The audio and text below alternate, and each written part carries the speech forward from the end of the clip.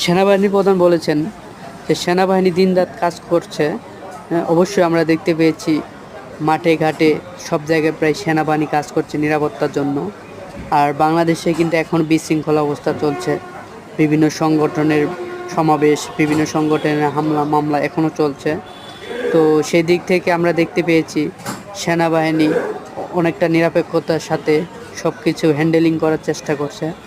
তো এই সেনাবাহিনী আরও বলেছে সবাই মিলে কাজ করলে কান তিন লগ্ন শেষ হবে। তো আসলে আমাদেরও উচিত আমরা বিশৃঙ্খলা না করি দেশবাসী। তো সেনাবাহিনীর কথায় কাজ করে গেলে অবশ্যই আমরা আবারও পুনর্মিলনভাবে চলতে পারবো, যেভাবে শেখ হাসিনাকে তাড়িয়ে আমরা পুনর্মিলন ঘটিয়েছিলাম। তো ইনশাল্লাহ প্রত্যেকে চেষ্টা করব যার যার জায়গা থেকে কোনো অরাজকতাকারীকে ধরিয়ে দিতে এবং কি সন্ধান পেলে অবশ্যই থানায় জানাতে।